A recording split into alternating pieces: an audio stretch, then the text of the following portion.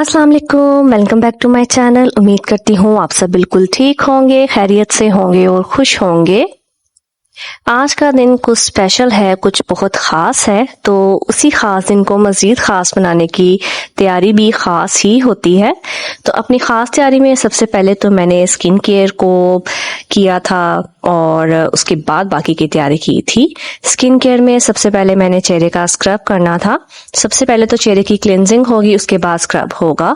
तो स्क्रब के लिए मैंने 1 चम्मच दही लिया था और 1 चम्मच ही चावलों का आटा और उसमें थोड़ा सा ही बेकिंग सोडा ऐड किया है और उसको थोड़ी से देर के लिए हम रख देंगे, 2 से 3 मिनट के लिए।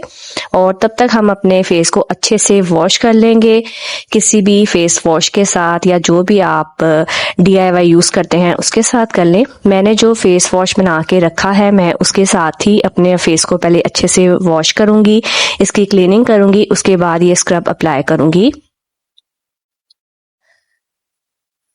जब स्क्रब हमने लिया है इसको हमने फेस पे अप्लाई करके अच्छे से हमने मसाज करना है, बिल्कुल हल्के हाथों के साथ, और फिर इसको हमने 15 से 20 मिनट के बाद वॉश कर लेना है।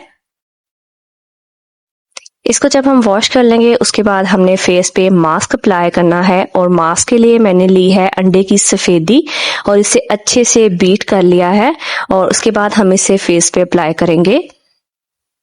ये हमारे स्किन को क्लीन करेगा और इंस्टेंट वाइटनिंग ग्लो देगा हमारे स्किन को।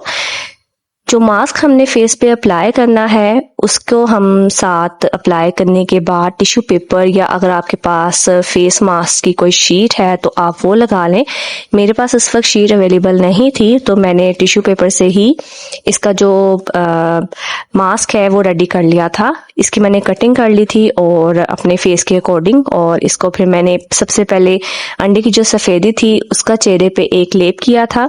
उसके बाद इस टिश्यू पेपर को कट करके अपने फेस पे मैंने अप्लाई कर लिया था और दोबारा से एक कोट कर लिया था। इस मास्क से आपके ब्लैक हेड, वाइट हेड जो होंगे वो भी रिमूव हो जाएंगे और आपकी स्किन टाइटन होगी और एक अच्छा सा ग्लो देगी आपकी स्किन। स्किन को रेडी करने के बाद फिर मैंने जब मास्क उतार दिया था तो मैंने फिर इसके ऊपर मॉइस्चराइज़र को अप्लाई किया था। मॉइस्चराइज़र लाजमी अप्लाई करना होता है जब भी आप कोई भी DIY यूज़ करते हैं, कोई भी ट्रीटमेंट करते हैं फेस पे, तो आप लाजमी मॉइस्चराइज़र को अप्लाई करें।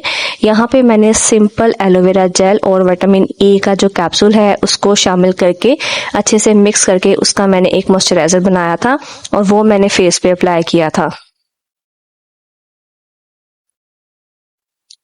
इसको अच्छे से हम मसाज करेंगे फेशियल मसाज की तरह और इसको हम लगा रहने देंगे। तब तक हम अपनी जो तैयारी है दूसरी उसको करेंगे। कपड़े मैंने अभी प्रेस करने थे। अपनी स्किन केयर करने के बाद मैंने फिर कपड़ों को प्रेस किया और उसके बाद जो मैंने अपनी तैयारी है उसको शुरू किया था। क्योंकि आज का हमारा प्लान था किटी पार्टी का और हम लोग आज काफ़ी अरसे बाद इकट्ठे हो रहे थे और इसलिए मुझे बहुत ही ज़्यादा एक्साइटमेंट थी अपनी फ्रेंड्स से मिलने की। तैयारी तो मैंने काफ़ी दिनों से करनी थी लेकिन मुझे टाइम ही नहीं मिल रहा था, तो इसीलिए आज फिर मैंने टाइम से उठ के बिना नाश्ता किए मैंने आज सबसे पहले अपनी तैयारी की, तैयार हुई और उसके बाद फिर मैं और मेरी छोटी बेटी जो थे निकल गए थे। वहाँ से मैंने अपनी एक फ्रेंड को पिक करना था और उसके बाद हमने आगे जाना था।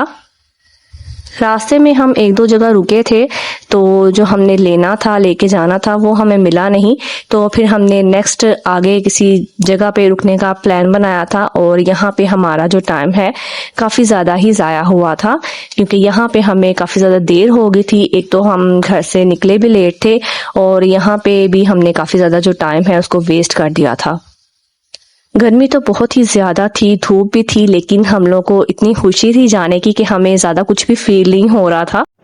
यहाँ पे हमने अपना थोड़ा मज़ीद टाइम वेस्ट किया और अपनी चीज़ों को सिलेक्ट किया और उसके बाद हम लोग निकल गए थे फिर वापसी के लिए। तो इस वक्त हमें बहुत ही ज़्यादा गर्मी फ़ील हो रही थी क्योंकि यहाँ एकदम से ही हम ठंडक से निकले थे बाहर, तो हमें बहुत ही ज़्यादा एकदम से ना घबराहट सी होने लग गई थी। तो फिर भी हमने चलो उसको भी दरगुजर कर लिया क्योंकि हमारा जो रास्ता था बिल्कुल थोड़ा सा ही रह गया था और इस गर्मी को भी हमने थोड़ा सा मज़ीद बर्दाश्त कर लिया और अल्लाह अल्लाह करके हम लोग फिर उसके घर पहुँच पहुंच गए और आगे से उसने हमें काफ़ी ज़्यादा डांट पिलाई थी क्योंकि हम लोग बहुत ज़्यादा लेट हो चुके थे। और उसकी बातें सुनने के बाद, उसकी डांट सुनने के बाद फिर हम लोग अंदर पहुंचे। अंदर हमने पानी वगैरह पिया और उसके बाद खाने का सेशन जो था वो स्टार्ट हो गया। शादी के बाद बच्चों और घर की मसरूफियत में टाइम ही नहीं निकल पाता कि आप किसी रिलेटिव के पास चले जाओ, तो दोस्तों के लिए टाइम निकालना तो बहुत ही मुश्किल हो जाता है। आज भी हमने तकरीबन 2 हफ्ते से की हुई प्लानिंग को आज हमने इख्तिताम पे पहुंचाया था और आज हम लोग इकट्ठे हुए थे। और जब हम लोग इतने अरसे बाद इकट्ठे हुए थे तो हमने इस वक्त को खूब इंजॉय किया था। सबसे पहले तो अच्छे से हमने खाना खा लिया था और उसके बाद हमने जो उनकी कलेक्शन थी वो सारी देखी थी। दोस्तों के साथ वक्त गुज़रते तो वैसे पता ही नहीं चलता और हमें भी बिल्कुल भी अंदाज़ा ही नहीं हो पाया था कि हम लोग इतने वक्त से यहाँ पे बैठे हुए हैं।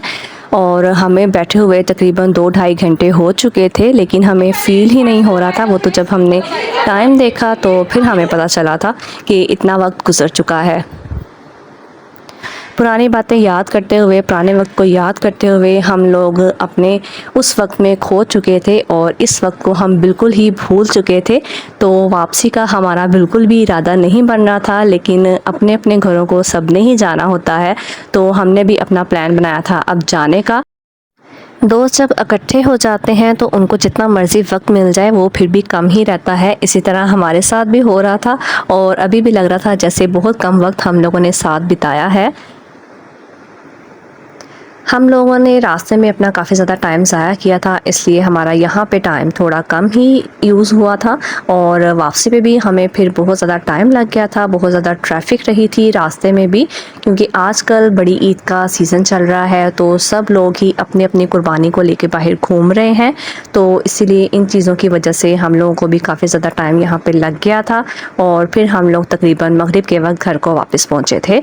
एक खूबसूरत भरपूर दिन गुजारने के बाद हमने अपने दिन का इख्तिताम किया।